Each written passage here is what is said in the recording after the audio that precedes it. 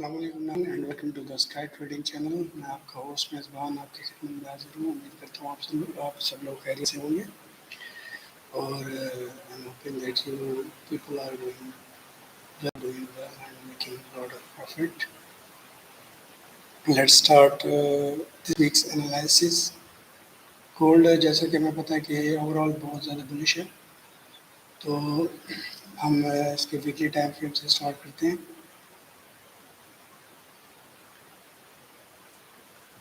Weekly time frame में एक पिछली दफ़ा हमने एक लेवल लगाया था, अभी तक उस पर रीच नहीं किया। 3742 का लेवल था, फिर की एक्सटेंशन से हमने ये लगाया था और ये ट्रेंड लाइन है दैट इज़ वीकली में मौजूद है और मार्केट ने अभी तक सही तरीके से वीकली में रिट्रेस भी नहीं किया।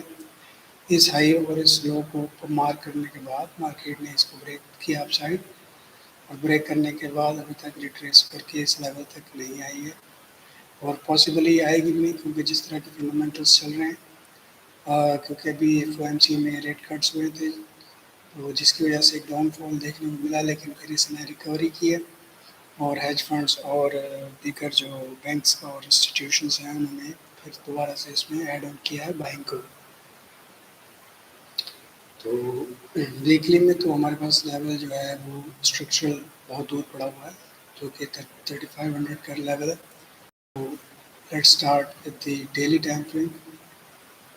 डेली टाइम फ्रेम जो है वो हमारा ओवरऑल रिट्रेस कर चुका है, बुलिश मूवमेंट इसमें बहुत ज़्यादा है। ये लेवल्स हमने मार्क किए थे, यहाँ पे भी मार्केट नहीं आई। इस फेयर वैली गैप को इसने ऑलरेडी टच कर लिया है, ठीक है, और यहाँ से ये 3612 के करीब से ये अपसाइड बाउंस कर चुकी है। दिल्ली में एक इनगल्फिंग आई है, जिसकी वजह से एक डाउन की मूवमेंट देखने को मिली थी एफओएमसी में। ये ग्रीन कैंडल को इसने इनगल्फ किया है पूरी तरीके से, ऊपर से इसकी लिक्विडिटी भी ली है और नीचे से इसकी लो को ब्रेक करके इस रेड कैंडल में इस कैंडल के इनसाइड देखें ना, इस कैंडल के इनसाइड इसने ग्रीन कैंडल को ओवरऑल इनगल्फ कर दिया था, जिसकी वजह से एक डाउन साइड रिटेस्ट पे डाउन साइड की मूवमेंट मिली, लेकिन बुलिश मोमेंटम की वजह से अभी तक हमें इसमें सेलिंग की अपॉर्चुनिटीज नज़र नहीं आ रही। अब अगर हम इसको थोड़ा सा करते हैं, अगर हम इसको थोड़ा सा और एनालाइज करें, तो ये जो इसकी बॉडी का ऊपर का लेवल है, ये हल्की फुल्की रेजिस्टेंस का काम कर सकता है, जो कि 90 के करीब है, ठीक है। अगर हम इसको लेते हैं, देखिए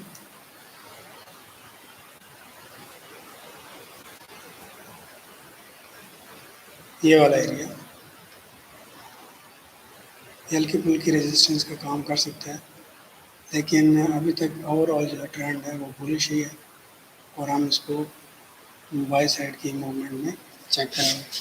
और सेकेंडली एक और काम हुआ है जिसको हम देखते हैं तो पता चलेगा कि मार्केट में जो है वो यहाँ पे जो इसने अब एक फ्रेश बुलिश इनगल्फिंग की है। अगर हम उसका जो है वो लेवल मार्क करें बॉडी का, तो 3360 का लेवल, और अगर हम इसका एक इंटरनल लेवल और मार्क करें निचली बॉडी का, ठीक है, तो जो कि 3642 का एरिया, 3246 के एरिया से पहले मार्केट जो है वो बुलिश है, ठीक है। ये एरिया अगर ब्रेक नहीं करती तो मार्केट इस इनगल्फिंग जोन पे आकर ऐसे अगर ऊपर से रिजेक्शन लेती भी है, हल्की फुल्की कल खुलती है और यहाँ से रिजेक्शन लेने के बाद इस एरिया में आती है, तो यहाँ से फिर अपसाइड की एक मूवमेंट हमें यहाँ तक देखने को मिल सकती है, ठीक है।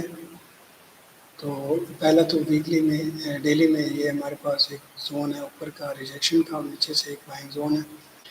अब हम चलते हैं डेली में, अगर इस लो से नीचे आई तो हमारे पास फिर ये वाला जो 3600 का एरिया, और उसको क्योंकि ये एक हिडन ऑर्डर ब्लॉक है, अगर मैं इसको यहाँ से डिलीट करूँ तो आपको पता चल जाएगा कि ये एक एरिया हिडन ऑर्डर ब्लॉक है और यहाँ से मार्केट की एक अपसाइड की मूवमेंट एक्सपेक्टेड है डेली के हिसाब से। अगर मार्केट अगले वीक में इस लो को ब्रेक करती है, जो कि हमारे पास 26 का एरिया है, और इसको ब्रेक डाउन करती है डाउन साइड में, अगर इस इनगल्फिंग में भी नहीं ठहरती और नीचे आ जाती है, तो यहाँ से हमें एक दोबारा बाय साइड की मूवमेंट मिल सकती है, ठीक है, यहाँ तक। लेकिन जो कि मुश्किल है अभी, क्योंकि जिस तरह की इसने एक इनगल्फिंग की है, एक स्ट्रॉन्ग इनगल्फिंग की है और लो वॉल्यूम के साथ किया, तो इसको रिटेस्ट पे बाय देख सकते हैं हम, इसमें सेलिंग का भी कोई चांस नज़र नहीं आ रहा।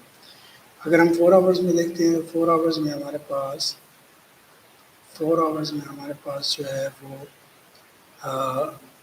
जो है यहाँ पे एक और ब्रेक ऑफ स्ट्रक्चर हुआ था, ठीक है, यहाँ पे इस जगह ब्रेक ऑफ स्ट्रक्चर हुआ था, अप साइड में मूवमेंट थी, ये हमारा ब्रेकर ब्लॉक था। अगर मैं इन सबको डिलीट करूँ तो आपको मज़ीद क्लैरिटी के साथ समझा सकता हूँ। इसको थोड़ा सा करते हैं। ये यहाँ पे एक स्ट्रक्चर ब्रेक हुआ था 4 आवर्स में, ठीक है, और मार्केट ने ऊपर से आने के बाद इस जगह से सपोर्ट लेके मल्टीपल टाइम रिजेक्शन ली थी और फिर यहाँ से डाउन साइड की मूवमेंट ऊपर इसने सबकी लिक्विडिटी स्वीप करने के बाद कर ली थी,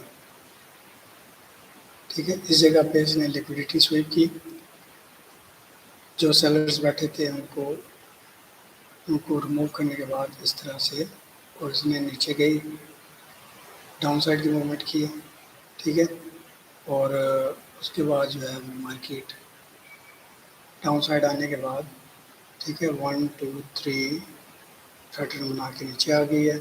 अब उसने यहाँ पे क्या किया है, यहाँ पे उसने 4 आवर में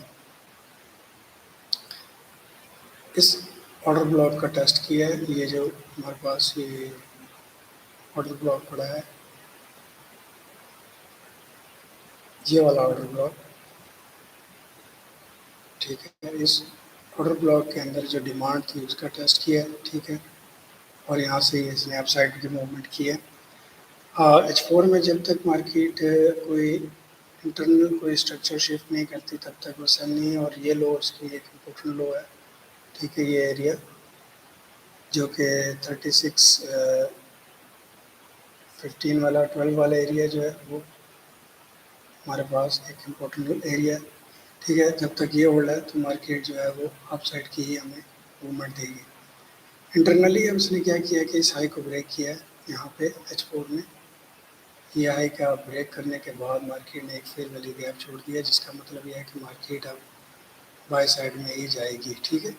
ये फेयर वैल्यू गैप जो है ये हमारे पास मौजूद है H4 का। और दूसरा इसने सबसे इम्पोर्टेंट काम क्या किया है कि ये इसने इस ब्रेकर ब्लॉक का जो है वो पहले डाउन साइड ब्रेकआउट किया था, फिर इसी ब्रेकर ब्लॉक की इस लाइन को इसने रेजिस्टेंस बनाया और अभी इसका दोबारा से कर दिया है ब्रेकआउट।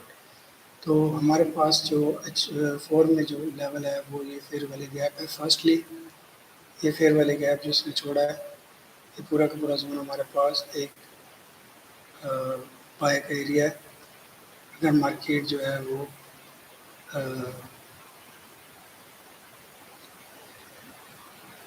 इस वीक में इस तरह जाके और इस तरह आती है तो ये एरिया हमारे पास एक अपसाइड के मूवमेंट का पहला एरिया रहेगा। और दूसरा जो इसने ये डिमांड, हालांकि डिमांड छोड़ी है जिसको इसने टेस्ट भी किया है, ठीक है, डिमांड का इसने टेस्ट कर लिया है, लेकिन ये डिमांड का जो लेवल है नीचे का 39 वाला ये अभी तक अनटेस्टेड है, तो नीचे मज़ीद आती है तो इन एरिया से भी ये ऊपर जा सकती है। H4 में हमारे पास ये एक फेयर वैल्यू गैप है। लेट्स सी H1 में क्या हमारे पास मौजूद है। हाँ, H1 में देखिए हमारे पास इसने क्या किया।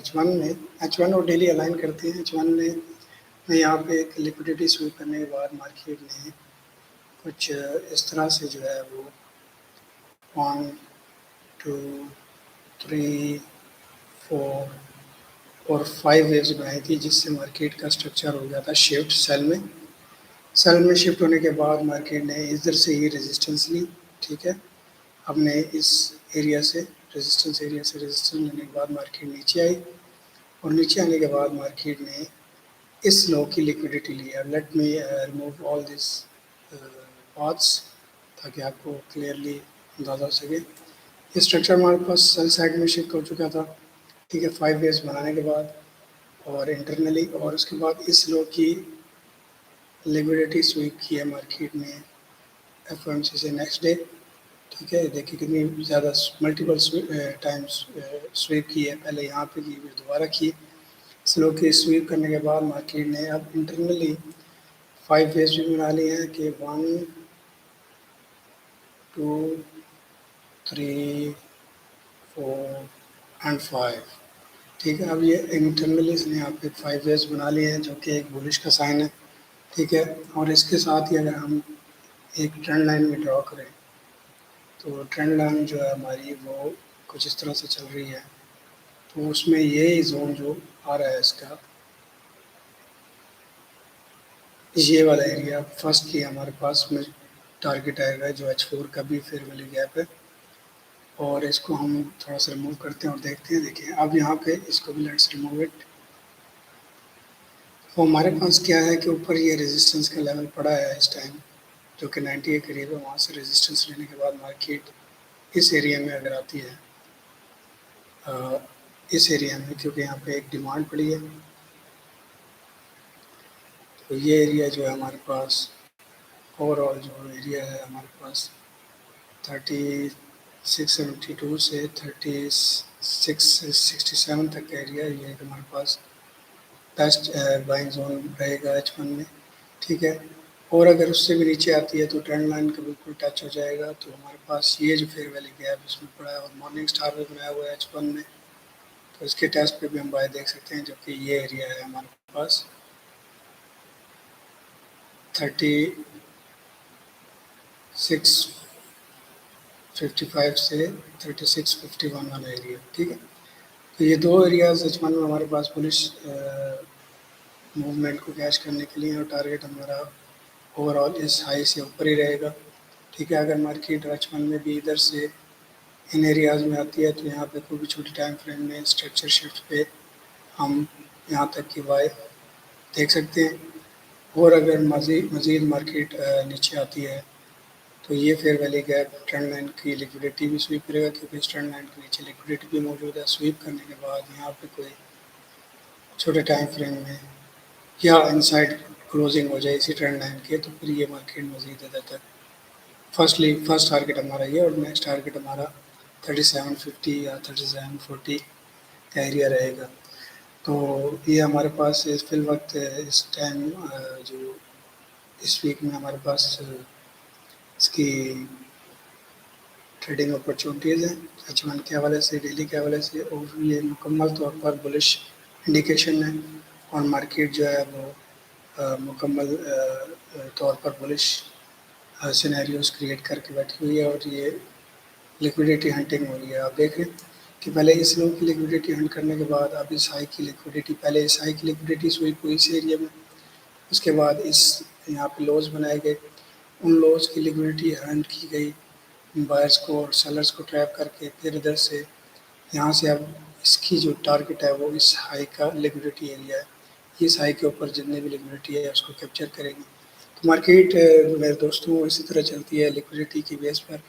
हर हाई और स्विंग हाई और हर स्विंग लो की लिक्विडिटी स्वीप करना और लिक्विडिटी रन करना, ये मार्केट का जो है वो बुनियादी असूल और खेल रहा है शुरू से।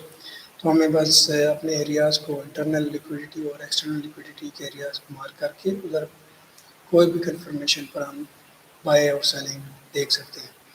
तो ये था अब तक एनालिसिस। आई होप आप लोगों को पसंद आया होगा।